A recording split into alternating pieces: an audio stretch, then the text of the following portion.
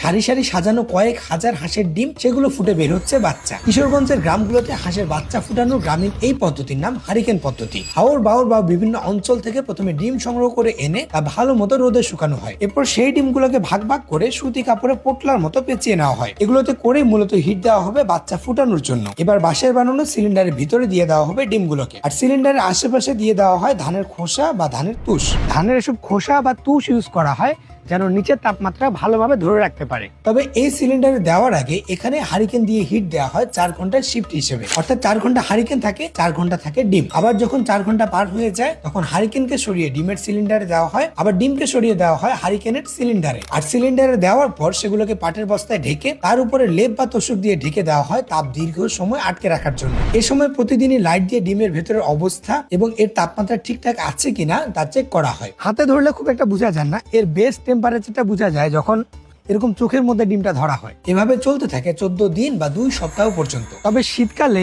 এই হিট দেওয়া হয় 17 থেকে 18 দিন পর্যন্ত। এরপর সেই ডিম চলে আসে বেডে। বেডে সারি সারি করে সাজিয়ে রাখা হয় প্রায় 14 দিন পর্যন্ত। এই সময় প্রতিদিনই ডিমগুলোকে নেড়ে চেড়ে আবার ঢেকে দেওয়া হয় এবং এখানে ডিমের বাচ্চা পরিপক্ক হয়ে খোসা নিজে নিজে ঠোঁট দিয়ে ফাটিয়ে বের হয়ে আসে। কর্মীরা বাচ্চাগুলোকে সংগ্রহ করে বিক্রির জন্য আলাদা এক জায়গায় সরিয়ে রাখেন, আর সেই একদিনের বাচ্চাই চলে যায় পাইকারদের কাছে এবং সেখান থেকে যাচাই বাছাইয়ের পর বাচ্চা চলে যায় দেশের বিভিন্ন জেলায়।